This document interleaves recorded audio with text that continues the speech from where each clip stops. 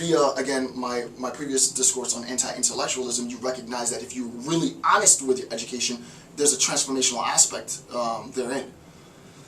However, I don't think it's mutually exclusive, because there are aspects of the individual educator in which the individual educator recognizes, listen, time and time again, members of this population, doesn't have to be urban in this setting now, that was just an example, but time and time again there has been direct appeals to reason. Those appeals to reason have fallen on quote-unquote deaf ears, and thus now is the time for force, right? So let me give you a different discourse at a more international level, though all the levels that I ever do is always macro, various degrees of macro. I don't really do micro level conflict per se. It's not my specialization to do macro level and international, biggest macro.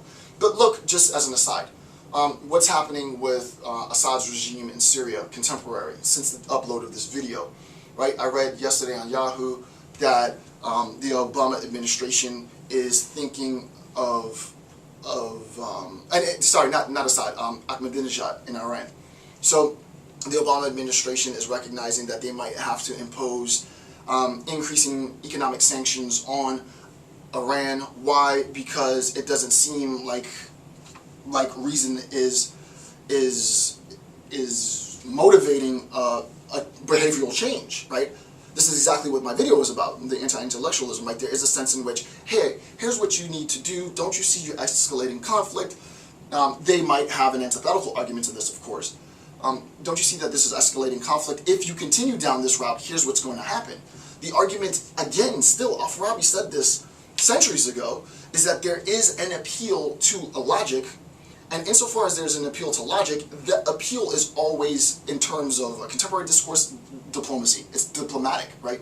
So that this first type of education at its culmination manifests in diplomacy, right? You wouldn't say that there is diplomacy with, per se, though there might need to be in the future. There's a really diplomatic relationships between political regimes in an Al-Farabian sense, and sort of intra-state communities, right? So that the urban population doesn't have diplomatic representatives with respect to the political establishment, but there is absolutely diplomacy as the culmination of the first type of education, and that is the rational deliberation between regimes, right? They can be allies, they can be opposing regimes, but the idea is that the first type of education really manifests in diplomatic relationships on an international level, which for me is like, I mean, think about, that's the dream job, right? It's like writing scripts for HBO as number one, and then it's like diplomatic, it's sort of like some Fed diplomatic job, right? Where you're representing your nation in reason. That's what it's about. Okay. So that, yes, there's an attempt to diplomatically convey rational talking points, if you will, rational discourse, in order to mitigate the levels of potentially escalating conflict, sort of interstate, where that no longer works and conflict increasingly escalates. The need for a new educational type shifts to what Al-Farabi calls sort of the second type, right? The second form of education, in which we implement now strategic analysis in escalated war, right? So you bring the generals in, you bring war analysts in, right? You start to talk more about geopolitics and right? It's a different form. Now we're going to have to, we, state X, are going to have to implement force and compulsion in order to attain the behavioral conformity that we attempted to attain via logic. So that the goal then, and this is absolutely critical, and again, I've already done this in my other video, right? All of these attempts, right? Al-Farabi doesn't discuss this primarily. All of these attempts manifest or attempt to result in, right? And this is absolutely important. This is what education is about, right? This is what I've already discussed in my anti-intellectualism video, is behavioral conformity or behavioral transformation.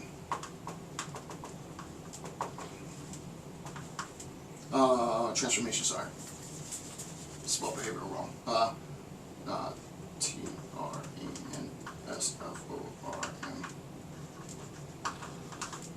Okay. So it attempts to manifest in behavioral transformation. There's an attempt to transform the behavior of nations, if you will, states entirely, especially their leaders, to conform in a contemporary setting to a more interdependent, globalized market economy, blah, blah, blah. Right? Insofar as that behavioral transformation is facilitated by reason, let's go logical.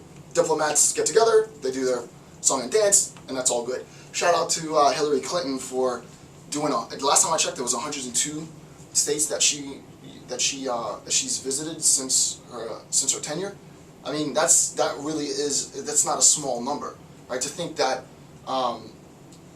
your Secretary of State is traveled to 102 countries to have diplomatic relationships and conversations with other heads of state is for me as a person who appeals to what you do, not what you say that you do.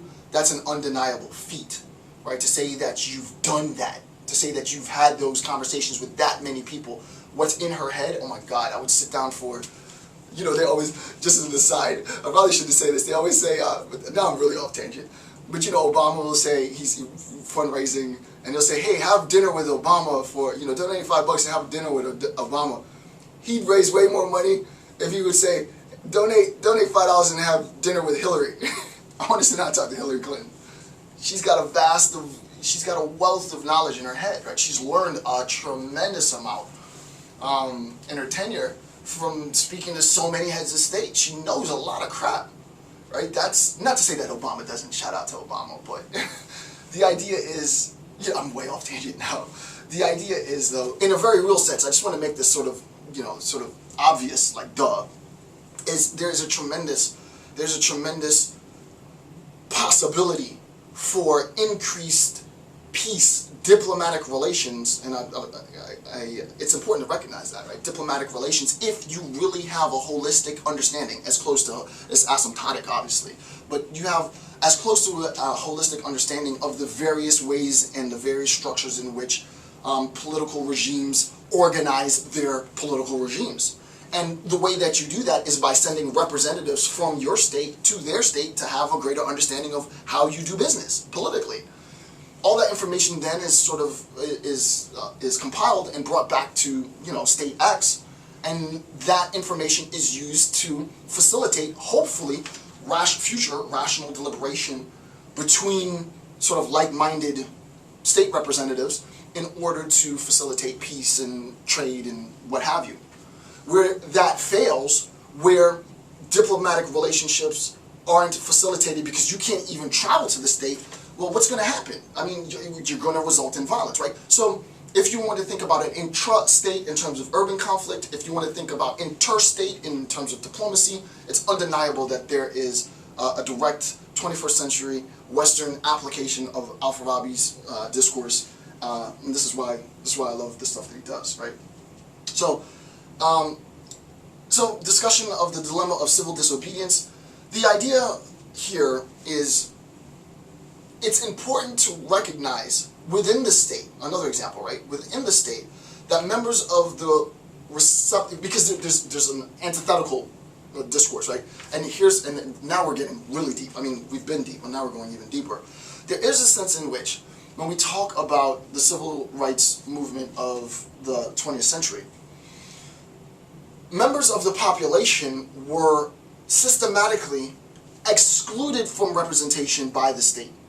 And insofar as members of the community were systematically excluded from representation, there has to be a sense from a civil stance that we are strategically going to disobey, right? We're going to disobey the law in justification of our human right.